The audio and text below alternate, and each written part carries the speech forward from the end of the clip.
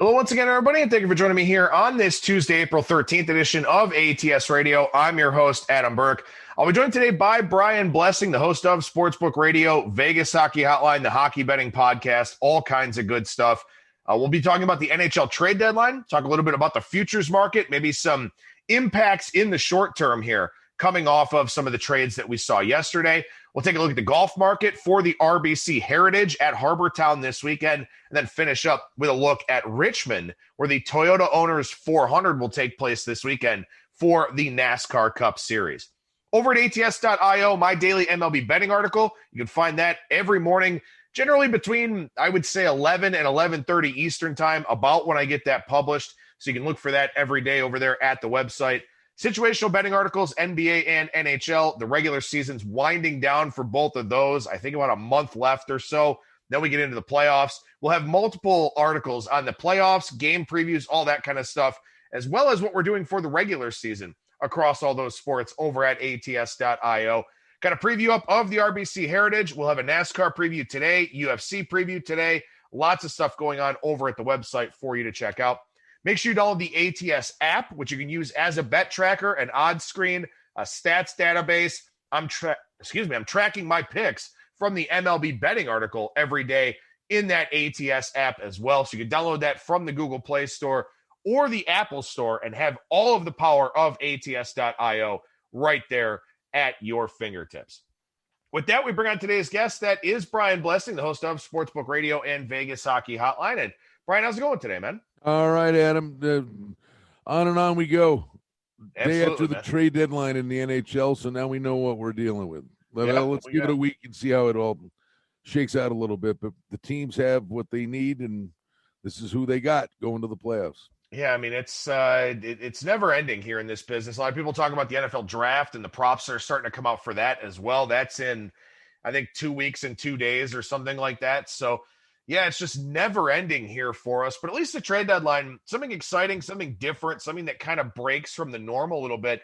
Because one of the things that we've been talking about here, Brian, is that the season is kind of flat. It's kind of boring. You know, we don't have a lot of drama in terms of the playoff picture, at least as of now. But at least the trade deadline kind of shapes up not only the futures market, but also, you know, what these contenders are doing with their lineups. Well, per se, a handful of teams, maybe if there's something big, there'd be an impact in the futures market. But more than that, it's, you know, that these teams, how they're built now. This is who you're actually going to go to battle with when you get to the playoffs. So we kind of know the landscape from that perspective. The rosters are finalized. I still think you give it a week to 10 days now and see how the new guys kind of factor in. But for the most part, I don't think, you know, what happened at the trade deadline automatically says, oh, that's it. That's the one.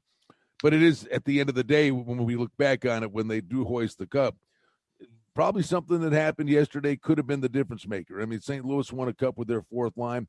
Back-to-back years, Bonino got traded as a piece, and Bonino was impactful on both teams that he played for when they won the cup. So it's the most impactful of all the trade deadlines in any sport.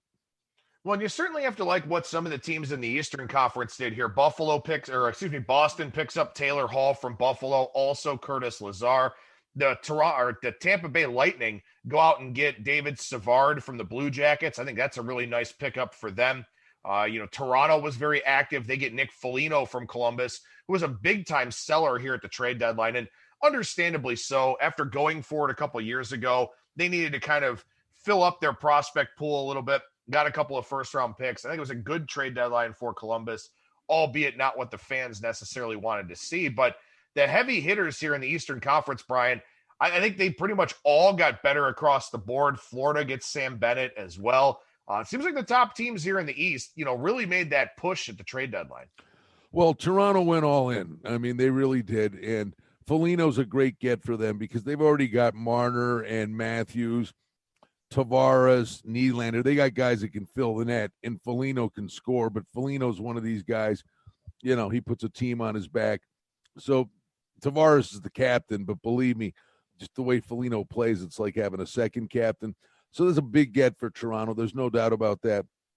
And, I look at Washington makes the biggest deal And it's a big hockey trade for beyond this year. This is them giving up the store to get Anthony Mantha, who's got so much potential coming out of Detroit.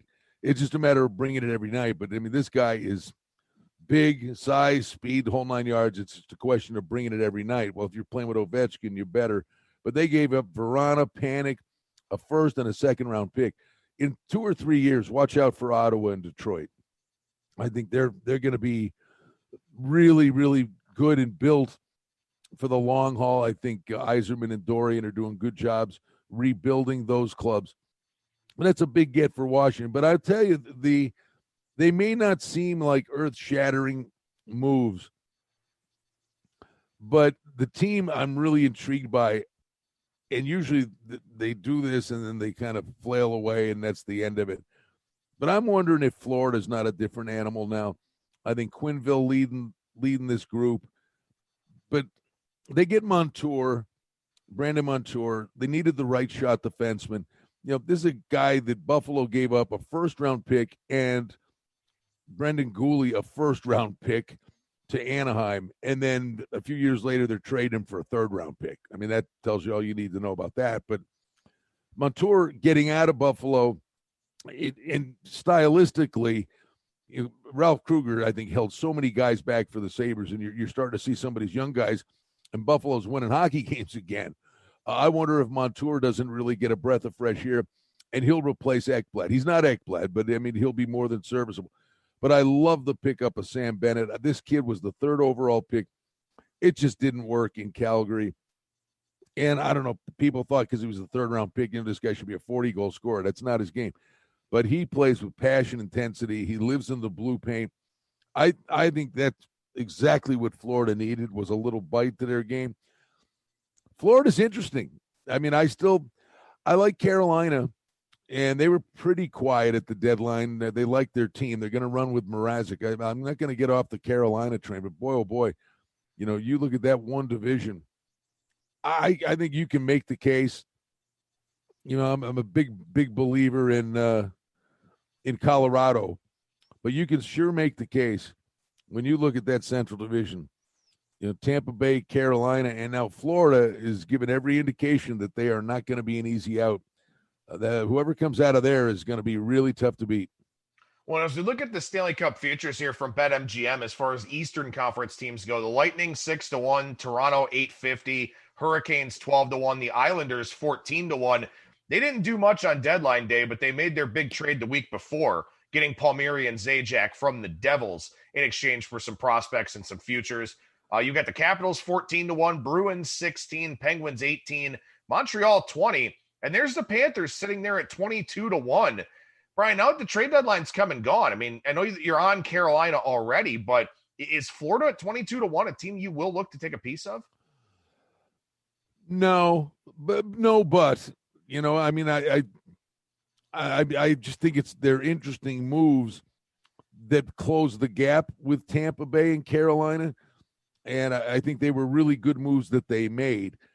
They still got to prove it to me. I mean, it's one of the team that always gets to the back end of the year and kind of tapers off. But I do think the trade deadline kind of keeps the train going here. They're comfortably in the playoffs. And, I mean, they're either going to play Tampa or Carolina in the first round.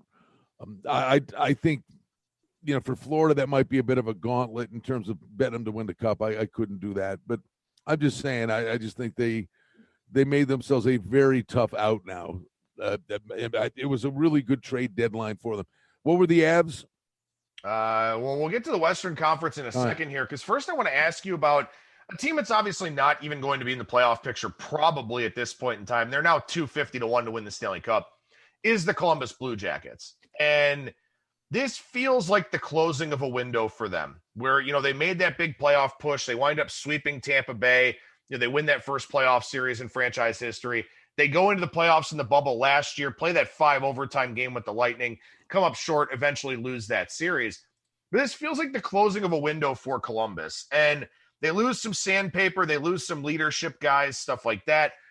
What do you think about teams in the short term from a regular season standpoint after they're sellers? And particularly a team like Columbus that was maybe in that playoff picture, has had some success lately. Now it looks like they're turning the page, looking towards the future, whether that's next season or the season after that.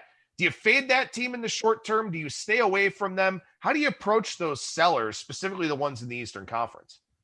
Well, they're all different. I mean, Columbus would be more of a fade for me than others.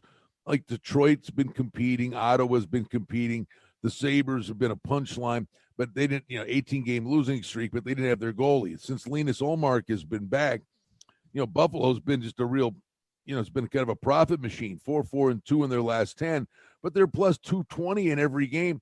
They got Boston tonight, and they're catching a big number. These teams, you're going to get a lot of young guys that are going to get their opportunity to make a statement for next year.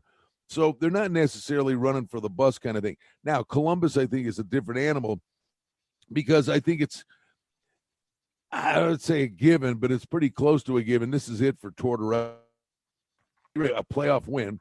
Okay, well, mission accomplished. They knocked off Tampa Bay. And then last year, if they'd have won the 5 overtime game against Tampa Bay, they could have beat them in that series. They're Tampa Bay's kryptonite for whatever reason.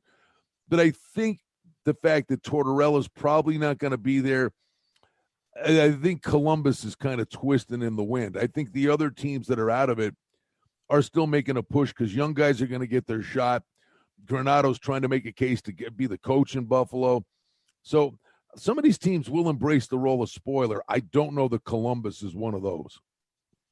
All right, so let's shift gears over to the Western Conference here. And Colorado, your favorite to win the Cup, favorite coming out of the West as well, plus 400. The Golden Knights from Vegas, plus 750. Then you've got a pretty big gap down to Minnesota at 18-1, Edmonton 20-1, the Jets 22. I don't know why I'm saying Western Conference. I guess just kind of old habit here for me. I get it. Yeah, I know what you're saying. but as we take a look at what happened with the deadline here and kind of how the contenders are shaping up, it feels like teams in the Eastern, the teams we've already talked about, made kind of more of the impact, more of the significant moves, whereas the other teams here, the teams in the traditional Western Conference, kind of looked more in terms of, kind of filling role spots, looking for some depth guys, stuff like that. Well, yeah, that's for the most part true. Again, the one thing, and you're right, but it is impactful that there is not an Eastern and a Western Conference because technically, let's see what happens in the last few weeks here. I mean, you could get Colorado playing Tampa Bay in the semis, right? I mean, it's because they reseed after they get out of the division. So, from that end of things, the fact that teams from afar got better, you should pay attention to that because teams could bump into them in the semifinals and not necessarily have to wait all the way to the finals. That being said, Colorado, if they stay healthy, Colorado is a monster. If they stay healthy, and that is always the rub with these guys. They always get hurt. Vegas, I don't believe they picked up Yankruk. I don't know they have enough offense, consistent offense, to get it done when the playoffs get here. I think that what their little secret weapon is, that's maybe too much, but I think they're thinking maybe the offensive fix or help could come from within. I think in 2 weeks, Peyton Krebs, his junior season's going to end. I think Peyton Krebs is going to make this roster in a couple of weeks, get him some work. And if they throw Krebs on the third line, that could be a little boost for them offensively. The Wild have had a really steady and stout season. I would, as crazy as this sounds, what are the Blues to win the Cup? Blues are 50-1 at MGM. Well, all I'll say to you is they're a mess. And the light bulb went off a few weeks ago. Were they going to be a seller? Were they going to be a buyer? They basically stood pat. But these guys won a Stanley Cup 2 years ago. And it's almost a mirror image of what they did 2 years ago. Just a mess, disorganized, looked terrible. All of a sudden, the light bulb's gone off a little bit here, and there's some backlash. And if it was life without Pietrangelo and Krug came in there, now Krug's starting to figure it out, and he's comfortable now with his new teammates. But O'Reilly and Perron and some of these guys, they're starting to put the puck in the net. Binnington couldn't stop a basketball. He gets the contract and big money. Binnington's playing good again. And we always say this in a normal 82-game season, the 8 seed is dangerous because the 8 seed's playing playoff hockey just to get in.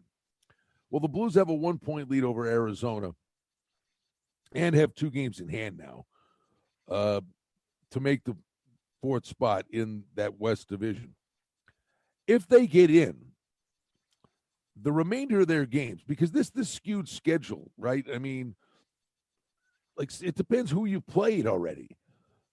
Some of these teams look great in the standings. Well, they played, all the worst teams, and now the tough part of their schedule's kicking in. Now, the Bruins still have 6 games left with Buffalo. They're in 4th place, but they got 6 games left with Buffalo. Now they're catching a different Buffalo team the rest of the way than everybody else caught in the first 2/3 of the season. But St. Louis, the remainder of their games are virtually all against Colorado, Vegas, and Minnesota. All right. But if they win, they're battle-tested. They fought their way in. They were playing playoff hockey just to get in. They are, like, to me, the dangerous 8 seed that we would normally get in a regular year. And 50 to 1's an insane price. I mean, I think Colorado, Vegas, and maybe even make the case Minnesota's better than St. Louis. But all of a sudden, St. Louis is now, there's going to be a momentum thing brewing for these guys. They may not even get in, but if they get in, that willingness to look down the road, if they get in, they're going to be playing at a high level. They got in because they beat the tough teams to get in, and they can carry that momentum for a bit. Well, and I think this one makes a lot of sense with St. Louis because you look at what Arizona did at the trade deadline, and it was absolutely nothing. And this is a team that's lost 4 in a row here. They probably could have used a shot in the arm, but they've been so dysfunctional at the executive level for a while now. Yeah. Then, of course, they wind up not doing anything here at the deadline. I don't think San Jose is a very good team, and it's not like they added to their roster either. In fact, they kind of subtracted a little bit. So St. Louis, even maybe by not playing all that well, could sort of still back into this playoff picture here. So maybe even wait a little bit. I don't know if 50 to 1 is the top of the market here for them. Oh, it absolutely is. It believe me, that number, once it's defined that they're in 4th place and going to make the playoffs, that number drops to 30 in a flash. I mean, I'm not telling anybody to do it. I mean, I'm pondering it, to be honest with you, but I mean, no, that is at the absolute ceiling. And I would envision by the next time we convene, that number could be cut in half. All right. Well, maybe that's something you do want to grab then, especially because of exactly what I mentioned. Arizona did nothing. They didn't do anything at the deadline to get any better. They didn't really get any worse either, but they are a team that's had a lot of ups and downs here. San Jose doesn't look great. I don't think the Kings are a factor either. So St. Louis should find their way into the playoffs here, and going into the playoffs with a live 50 to 1 ticket on a team that's better than it's played so far is probably a pretty good look there on the NHL side. I guess to sort of follow up, and the last thing I'll ask you about here is, a team like Arizona does nothing. They've already lost 4 in a row. You can kind of look at it 2 ways with a team that does nothing. They can look at each other in the room and say, okay, you know what? It's on us. We've got to play better. And maybe they get a little bit of a bump. On the flip side, they can look at it and say, well, they didn't get us any help. They must not really think very much, very highly of our playoff chances here. And a team may kind of get down in the dumps a little bit. So how do you sort of factor that in right after the trade deadline with teams that maybe didn't do anything that possibly should have, and sort of how you decide to play on or against them going forward? Yeah, Arizona's just limited. I mean, Tocchet has them playing hard. The one thing you watch these guys, they don't quit, but their defense is just atrocious. They'll continue to compete. They're not good enough. But there will be teams, going between the years of these guys, like you said, hey, the management says they believe in us and they go for it. Some guys said, we needed one little piece. We needed something. We needed some help. Why didn't you do anything? These are the intangible things you try to, turn into Dr. Phil and read the minds of these guys. And you'll see it in their demeanor on the ice. And, in the week and a half, 2 weeks after the deadline, you'll get a little bit of a read on it. All right, so let's transition over to the golf side of things here as the PGA Tour stays down in the Southeast. They'll be at Hilton Head at Harbortown Golf Links here for the RBC Heritage. We'll break that down in a minute, but the Masters, what'd you think? What were your thoughts as we were kind of watching everything play out there? And did you do pretty well over the weekend? No, did actually quite poorly. But I mean, the thing that was nailed, we said the biggest play was the under 12.5 for the winning score. There was just no way they were going to let them do the 20 under thing again, and it was back to spring.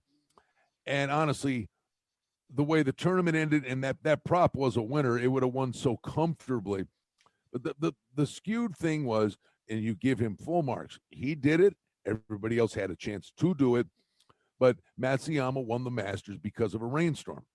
If the rain did not hit, he went on a 90-minute Tootsie Roll where he went flag hunting. But the majority of the field had already played the course under the brutal conditions. So the idiotic rain delay on Saturday decided the Masters. You know, if Schauffele hits the green on 16, I think Matsuyama was pretty close to putting a diaper on at that point. But when he hit it in the water, Matsuyama still bogeyed 16, but still had the cushion. But, you know, it was a treat. I love the difficult nature of it. If the rainstorm doesn't come in, you know, I had Brian Harmon, who was there for the long haul. You know, he's playing it like a U.S. Open. The rainstorm took a lot of guys out. But as is always the case with the Masters, Friday you're sitting there going, oh, my God, look at this. This is going to be great.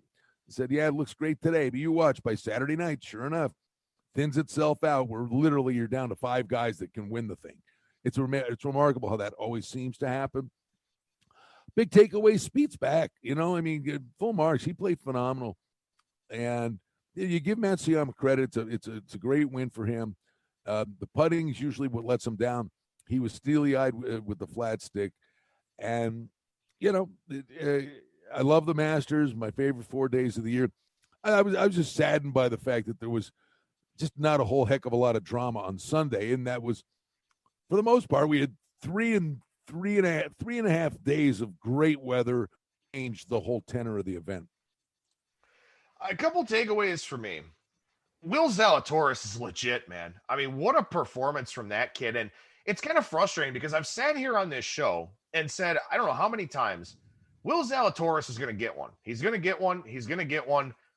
Well, now when he gets one, he's going to be like 25 or 30 to 1 instead of 60 or 70 to 1 because of that performance that he put on at the Masters. But I would venture a guess he's less than that this week. Is he? He's 20. I'm seeing 23 to 1 here as far as DraftKings goes. I'll take a look at what MGM has for this one. But yeah, I mean, now at this point, you're not going to get a whole lot of great prices on Zalatoris. Seeing 28 to 1 at MGM. So, I mean, great showing by the kid. Very, very impressive. Never looked like he was out of sorts. I mean, he never looked rattled by the course or anything.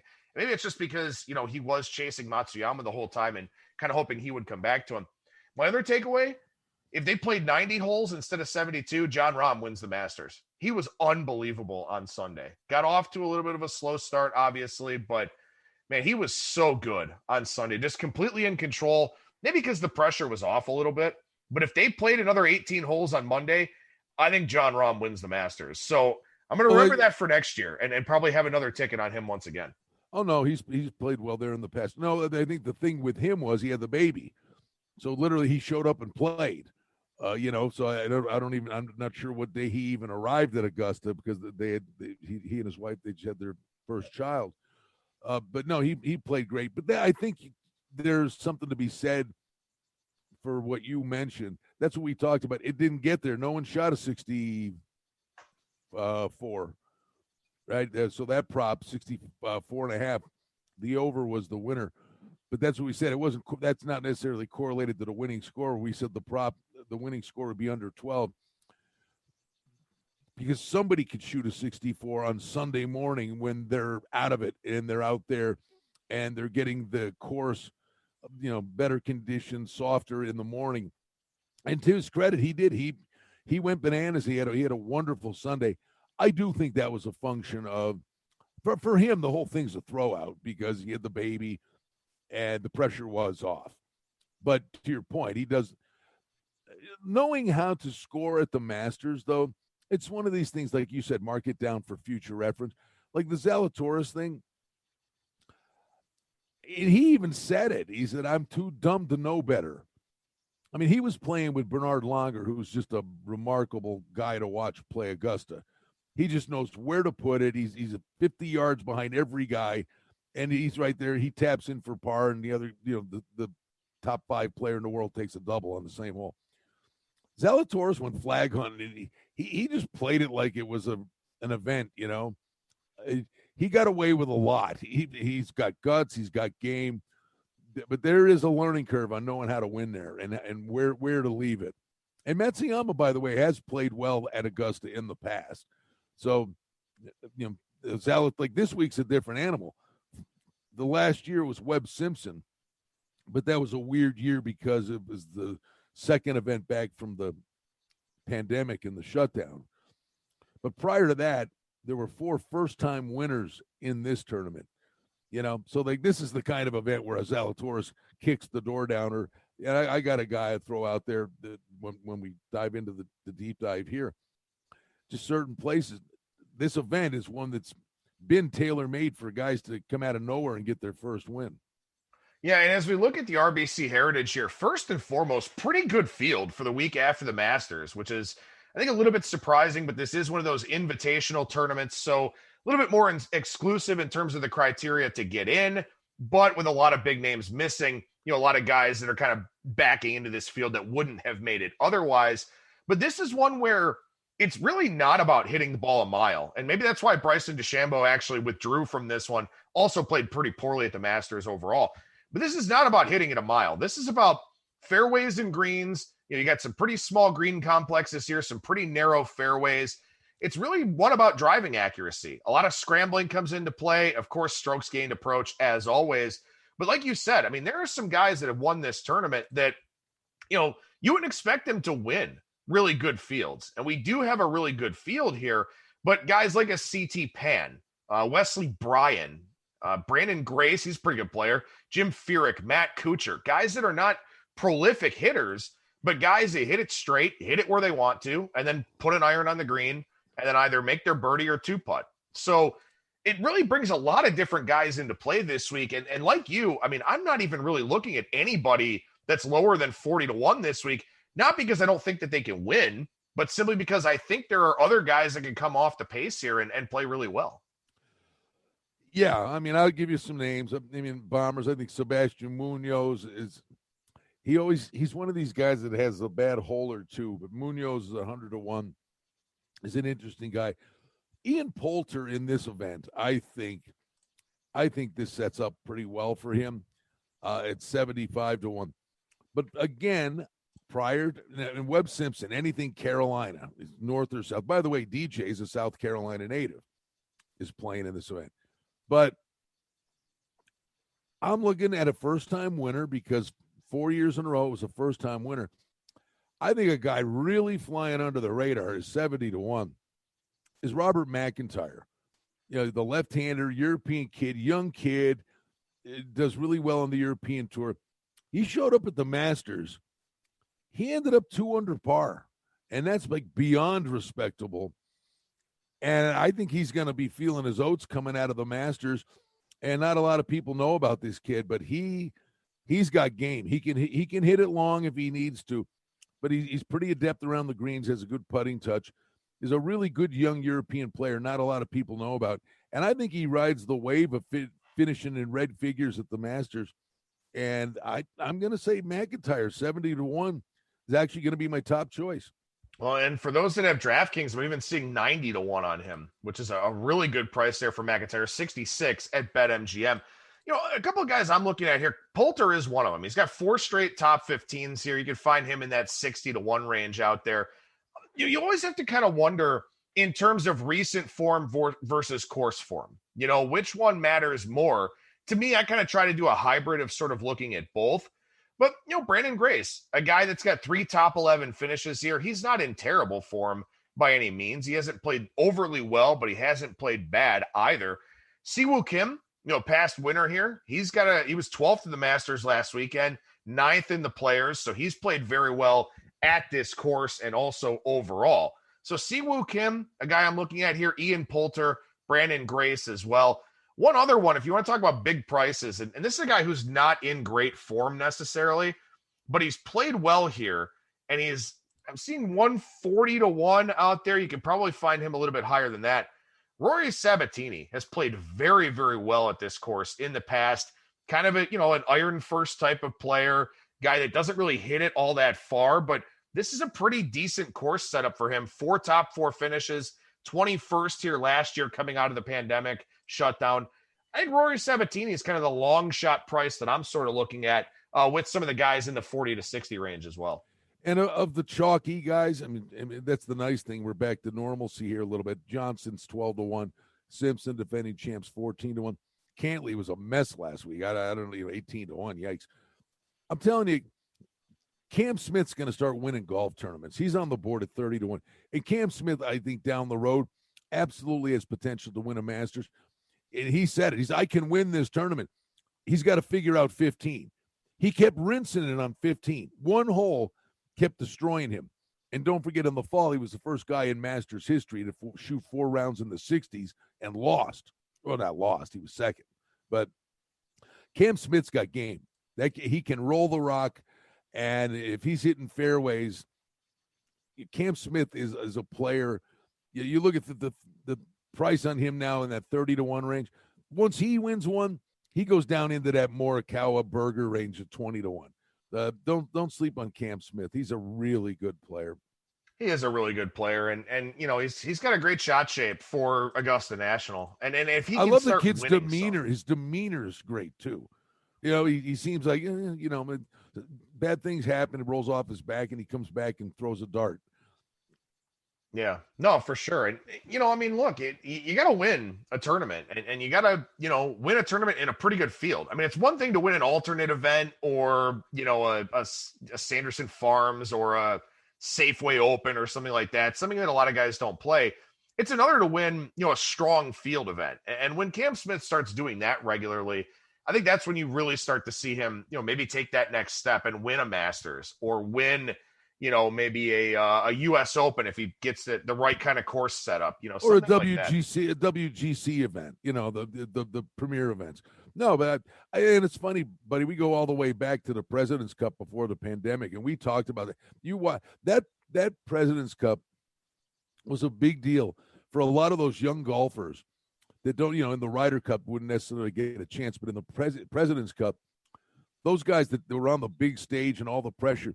Leishman, hey, look how good Leishman played. Leishman was big in the President's Cup. Cam Smith was big in the President's Cup.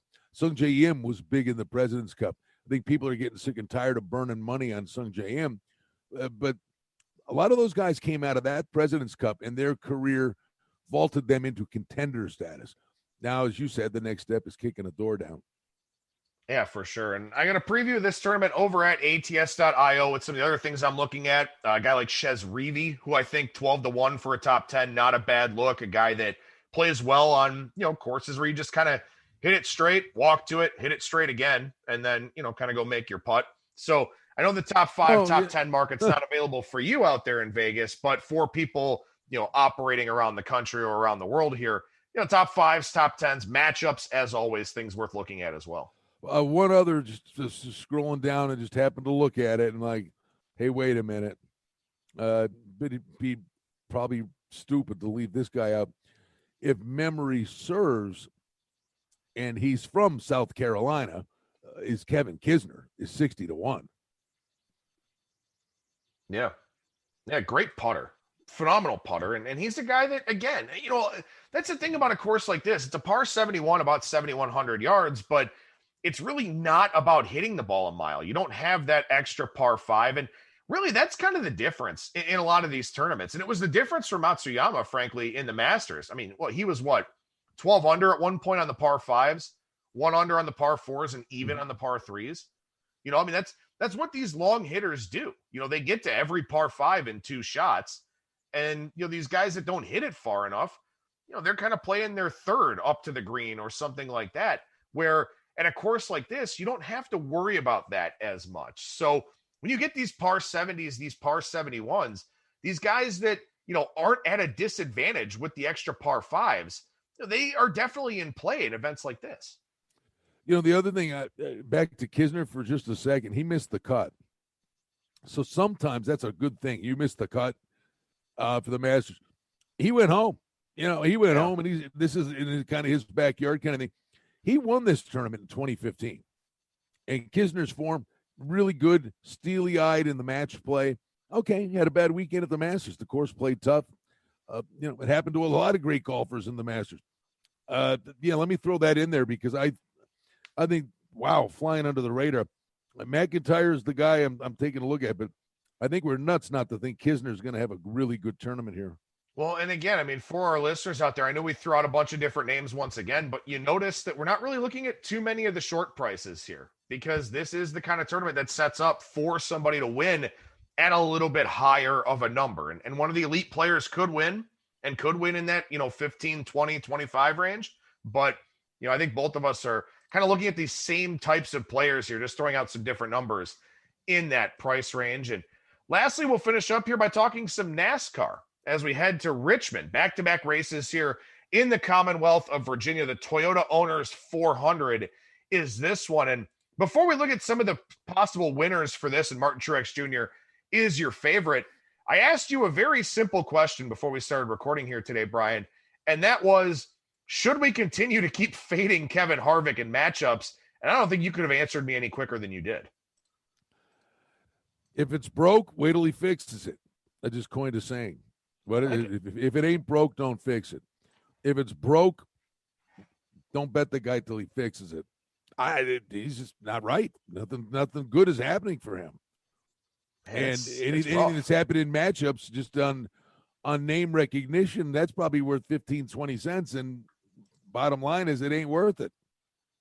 Well, matchup odds not out yet that I can see. Of course, those things kind of tend to populate Tuesday afternoon into Wednesday morning and all of that. But as we take a look at Richmond here, Brian, it's all the usual suspects that have success here at this race. We're talking about guys like Kyle Busch in the past, who obviously has not had much success overall, but in the top 10 in 9 of his last 10 at Richmond with a couple of wins. Joey Logano, he's got 8 top 10, 6 top 5s in his last 10 races. Denny Hamlin with 6 top 5s, 8 top 10s. Brad Keselowski's got a win here. Truex, back-to-back wins. This is another one of those weeks where you can't go that far down the board because you're just not going to get a guy that comes from off the pace and wins this, I don't think. No, it's a short track stuff, which is fine. I don't know. The short track, it has its moments. That race last week was pretty interesting. Actually, you don't see that on the short track, so I have a big wreck that took an army of guys out. I know we got Talladega coming pretty soon. I'll be salivating over that one. But Truex was won the last 2. The year prior to that, Kyle Busch won 2. Larson's a winner here in the past, and Larson's a pretty motivated guy this year. Logano's also won here. Hamlin had a lot of past success here. Keselowski won in 2014. Chase Elliott's at 8-1, a little over 8-1. I don't see how you go much deeper. Like last week, I said Hamlin because of a mini sense of urgency, and he led most of the day, but Truex got the win. Guys that have a win play with house money, and they can be much more aggressive. I'd still probably come back with a Hamlin again because of the sense of urgency, but I don't think you go much deeper than those 4 or 5 guys. Yeah, I don't think so either. And, when you kind of look at this, Toyota's been really good on the short tracks. They've won 3 of the last 4 in this race specifically. It sort of seems like 1.5-mile track Ford, short track Toyota, and then if Chase Elliott decides to win something, Chevy, or maybe Kyle Larson, of course, now driving the Chevy at this point in time.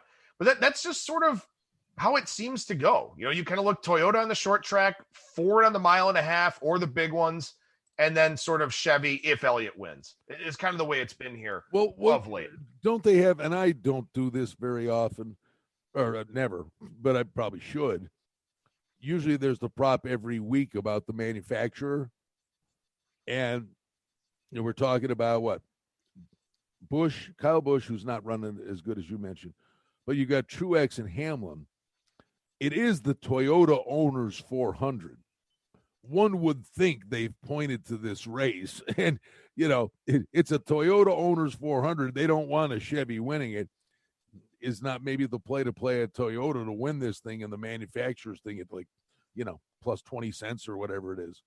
Yeah, that might not be a bad idea, especially because, as we said, Truex has won the last two here. Hamlin runs very well here. And Hamlin, look, he doesn't have a win, but 7 top 5s out of 8 races here. And as we talked about last week, 126 stage points. Nobody else has more than 75.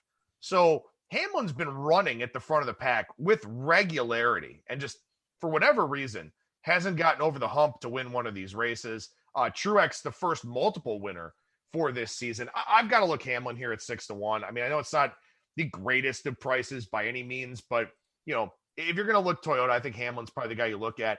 One that's interesting here, and this kind of surprises me, Ryan Blaney, in 9 starts at Richmond, has not finished in the top 10 at all. And in fact, he's only finished on the lead lap twice in his 9 starts, but he ran really well on the small track at Martinsville last week. Actually won the first 2 stages before finishing 11th. I don't know. Maybe Blaney is about the only long shot I would actually consider here at 16-1. Yeah. No, there's nothing wrong with that. The other guy, it's funny. I had the wacko accident take me out. I had it pegged pretty good. Was sitting on I always clown around and do the group matchup parlay. And I had Hamlin, Byron, and basically I was good to go. And I had Suarez against some guys mid-pack. And Suarez must have got in 7 different accidents, and he still kept passing cars, but he finally got taken out in that last big accident. But you know who ran good, and I had him in that group matchup? The 2 guys that ran moderately well was Bowman and Byron, and I was watching them closely because Byron was against Bowman in that group matchup. Byron's actually running pretty good too. Byron might be an overlay. What's he at? Byron 20-1. Again, there's a guy that's got a win, and once you have a win and you're in, it just frees you up to do all kinds of different things throughout the course of the year. And I think that's why you get a guy that gets a win. They're going to get multiple wins in a season because they can do an alternative pit strategy.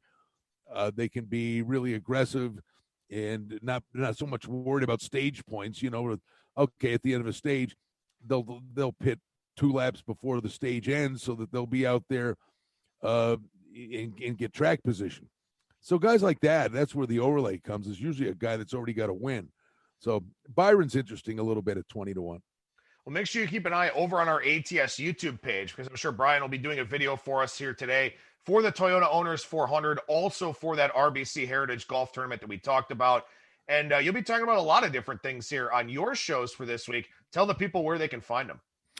Yep, Sportsbook Radio. We're on Sirius 204, the Sports Grid Radio Network, from 2 to 4 Eastern.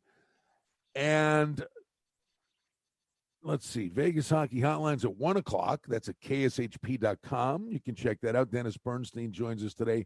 We'll be recapping the NHL Trade Deadline. And basically on Twitter at Brian Blessing, we put the links out and all the archives and all the good stuff that's available there. And you did mention the Hockey Betting Podcast. You can check that out. That's on my Twitter, and it's the hockeybettingpodcast.ca. That's with Cam Stewart, he's worth the price of admission. It doesn't cost anything, but he's funny, and we have a good time talking hockey, so I invite you to check that out. Yeah, always great to hear everything that you do. And make sure you follow Brian on Twitter, once again, at Brian Blessing. Brian, appreciate the time as always, man. Thank you so much for joining me, and we'll actually talk to you again in a couple weeks' time here. All right, bud. Enjoy the break. There you go. There's Brian Blessing again, the host of Sportsbook Radio. What is that? What is that, by the way? What is what? What is that? Vacation. What is that? Oh yeah. Well, I don't know. Can you explain that to me? Something I do for a change of scenery, but still have to work anyway. At least you're getting some of it. Yeah, man, for sure. Make sure you follow Brian on Twitter again, at Brian Blessing, Sportsbook Radio and Vegas Hockey Hotline, his 2 primary shows to go along with that hockey betting podcast. And with that in mind, no show next week for Brian and I. We'll be back here on April 27th, or maybe not. We may do something later in the week. We'll kind of see because the Kentucky Derby is May 1st. And we also we have the NFL drafts on the 29th. Yeah.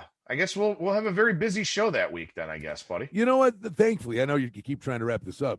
But it's all good. I got to go too. No, but you know what? I mean, it's a great time of year. Once you thought, football's over. Well, football's never out of the equation. We got the draft coming up. The golf's great. The NHL and the NBA turning the corner for home. Baseball's up and running. We're back to normal, man. I mean, crowds at games, and still got to check the injury list and, pray and hopefully nobody ever is getting the COVID stuff. But for the most part, our industry, we're back up and running. Yeah, no, that's very, very true. Very true to say the least, man. But yeah, looking forward to it. We'll plenty to talk about there with that show for that last week of April. But thanks as always, Brian. Take care, man. See you, buddy. Have a great trip. All right, there you go. There's Brian Blessing at Brian Blessing on Twitter. Always great to chat a variety of different things with him. Going to try to do the Bettor's Box on Thursday. I'm not going to make any promises about it. If I can, I will. If I can't, well, it'll be back again. Just say no. Just tell him you're not doing it. The hell's wrong with you? He's not doing it. I'll make the decision. Folks, he's not doing it. All right. Well, there you go. There you go. Programming update. He's not doing it. There you go. How hard was that? It's hard. The people need He's not doing it. All right, fine. All right. Well, there you go. That's what Brian Blessing says. So I guess we'll go with what Brian Blessing says. I don't know. I'll be back on the air again soon. Enjoy all the content that we have over at ats.io, everybody. And I'll talk to you again later.